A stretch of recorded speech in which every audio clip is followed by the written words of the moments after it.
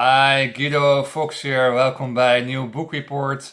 Today I want to talk with you about this book from Osho, and that is Jesus Crucified Again. Nearly 300 pages of spiritual information, development. Jesus Crucified Again. And it's about a period when the ashram of Osho were under pressure to remove from the country of the USA, of course, because it became too successful. So many people were afflicted, aflamed by the energy of the leader of the Osho, of his consciousness. So it became too successful. People were coming there, and they were so happy. They were so happy there that authorities were feeling themselves very insecure. The authorities became very jealous. They're seeing so much people are having so much fun, and there were politicians who were thinking, what's going on here? Our people are very sad, angry, unhappy with their lives, and there's a small group with followers of Osho in the desert who had so much fun. How that's possible? So the whole thing about ashrams and Osho, where conflict. We're bringing conflict and controversial thoughts by the people who were in power there. Because if people have so much fun there, you do something strange, right? So he was building up a community, and what you see if you build up a community, you get power. And how bigger the community was going, and he had millions of followers or so. Then the people in power are doing, hey, we do something wrong here. Our policy is wrong because we have so much addicted people. We have so much violence in the cities of America. People are drunk. People are homeless. So we do something wrong in our society. And I'm, as politicians, I'm in power. I'm responsible for this shitty society where I'm living in. There's a guy, a guru, he's coming here in the desert and creating a wonderful community where people are very happy, are very lovable working together. And that's hurting, right? That's hurting, right? If you're a long time in power and you see that your society is very crappy, shitty, and low in their consciousness.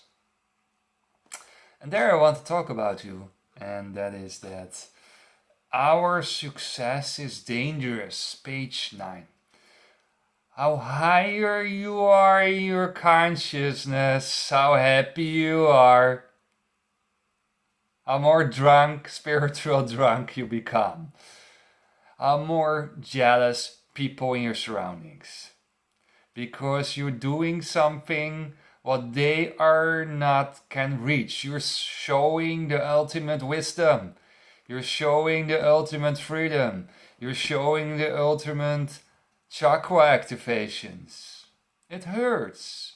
If you're higher in your frequency as a very sensitive person, people want to drag you down. Always the case. The lower will always put the higher down. They become jealous. They feel insecure. And that is what there was going on with the ashram of Osho. In the Wild West series, you see it there, right? So jealousy is becoming evolved. And jealousy is a very destructive force. And Osho mentions it constantly in his texts, in his speakings, in his colleges, in his ashrams, in his books. His jealousy is such a destructive force. The jealousy, the afraidness is such a destructive force where everything comes out, even mass murdering, even the Holocaust is caused by jealousy. They were jealous on the Jews because they had community, they had intelligence, They were the cream of society. They had knowledge. They were striving in the universities. They had money. They were jealous on the Jews. And because they were jealous on the Jews, Holocaust can exist. So therefore also were mentioned so many things is related to jealousy, even bullying in the schools is based on jealousy mostly. Now, if you're higher in your consciousness, you will be crucified by the crowd. All the angriness of the crowd, they're stingy in the relationships, they're stingy in the career, they're unhappy with their lives. All those energies is transferring into war and giving shit on the person with the highest consciousness. And they were jealous on Jesus. They were jealous on his enlightenment. They were jealous on his wisdom. So the crowd were turning against this guy because they felt insecure. He was a mirror for the crowd. Socrates was a mirror for the crowd. Osho were a mirror for the crowd. And he couldn't enter any country anymore because the politicians were scared of him. You know that 60% of the people in the ashrams had university degrees. 60%. 20% had a PhD. And 60%, the half of the population of the ashrams were Jews. And the rest from all over the world. Germans, French people, Americans. So the cream of society, Jews, 60% university degrees, 20% had a PhD in the ashram of Osho. We're going to him. They want to have more in their lives. They want to escape the crowd. That's what's going on there. They escape the matrix. They escape the crowd. The angry crowd. That's what's going on there. And then the authorities become jealous. They cannot grab it. They cannot grab his height. The height of the master. No possibility there. So that was all happening with people with highest consciousness. People always put that person down. That's what's going on, mostly with people who are the cream of society. Love is mysterious. Love is a mysterious phenomenon, yeah? You know your first love. You know your first love in life.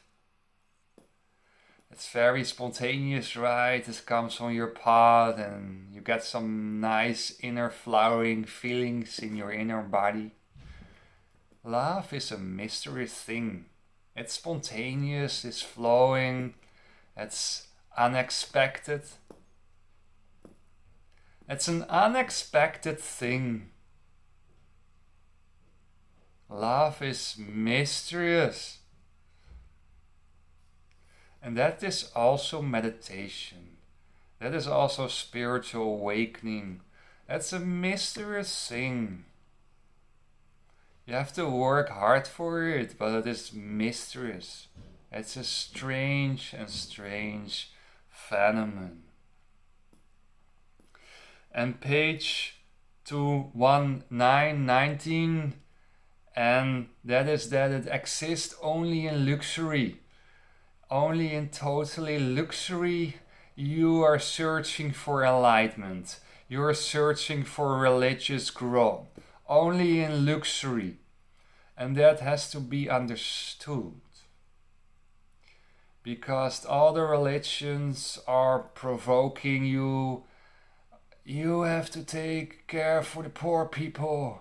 You have to stay poor yourself. Don't give a lot of money. Be poor, slave yourself, and you will become enlightenment. No, no, no, no.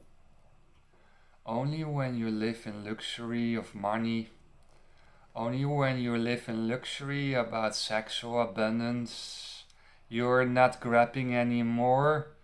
You're not in your grabbing life phase. I want to have more sex. I want to have more relationships. I want to have nicer bodies. I want to have more money. I want to buy that Ferrari. All that phases is over in luxury if you live in totally luxury. And then another luxury will coming to you, and that is enlightenment. Enlightenment is the last luxury. Enlightenment is the last luxury in life.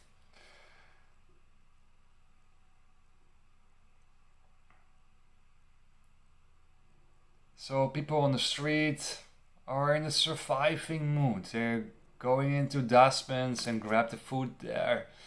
Or the bottles here in Amsterdam, you can get some money out of there to give it to the supermarket. So people are in a grabbing phase, and 90% of the people are in a grabbing phase of money, of surviving. They're in a survival modus. So if you're in a survival mode, you never think about enlightenment.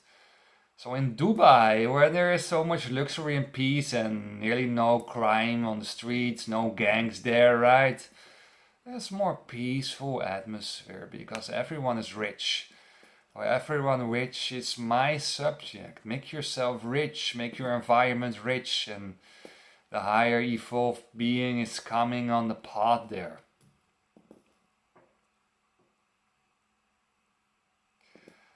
The Roman Empire was falling down because of Christianity. That's a very important lesson from the past. History moves in circles. So civilizations are raising up, civilizations are raising down. Christianity was focusing on the poor, was focusing on the diseases. We want to have some helping hand there. We're focusing on condemning luxury. And if you condemn luxury, you condemn consciousness and you condemn religiousness. All the luxury of the Roman Empire, they were ready for a new stage. First experience luxury and wealth and drinking the wine and enjoy the parties. You have to go through that phase, also personal. Party as long as possible. Enjoy the party as much as possible until you get fed up with partying. But go through that phase. And then there is more light at the end of the tunnel. The Garden of Epicurus, right? And then you're searching. And then you're searching for the ultimate light at the end of the graceful, wonderful, lightly tunnel where you're in. You're not in a dark tunnel, no way. You're in a lightly tunnel. A wonderful tunnel. You're in there. And the light will be bigger and bigger, bigger on the end of the tunnel. So also empires has to go through that phases, right? So Greece is nothing anymore, right? The Roman Empire and Italy, all those empires were falling down because of that finger, that Christianity, religious finger of no wealth, no luxury. Very interesting observation there that religion is growing into luxury. Page 104, 60% university degree in the ashram of Osho, so he attracted very intellectuals there, 20% at the PhD.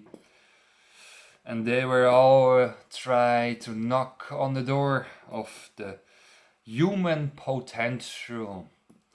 The deepest form of human potential. And that is quite unknown by the crowd, that you can grow in spirituality, that you can grow in consciousness. Wellly unknown by the crowd, not known, they're unknown, they don't know. Only the people who are ready for it, and of course, mostly how higher you decrease, how more money you get it, a more luxury life. Only people who live in luxury and have money are coming by me. I coach so many millionaires already. Strange, right? I was thinking I gonna help poor people or sad people or whatever. No, I coach people ready for it. I coach people on the half on the way, of their development. I learn you to be selfish, page 105. Be more selfish in your life. Be totally selfish, because if you're selfish, you can grow. And you can grow to higher levels. You can share more. So if you grow, you can share more. You have to grow, and then you can share and share more. Better grow to a higher tree, to a bigger tree, than stay a small tree, because you cannot share a small tree. A bigger tree, you can share more and more and more. Sharing is caring, but you have to grow first. So learn to be selfish. Right? The matrix is always condemn you to serve society, serve family, serve your girlfriend, serve this, your children. Serve first yourself. First self-love, then sharing love. That's the most important lesson I learned. First take care of yourself, then you can share. Page 209. Each moment is insecure. Remember that. Each moment is insecure and spontaneous. Each moment is insecure. You have to understand these mechanisms.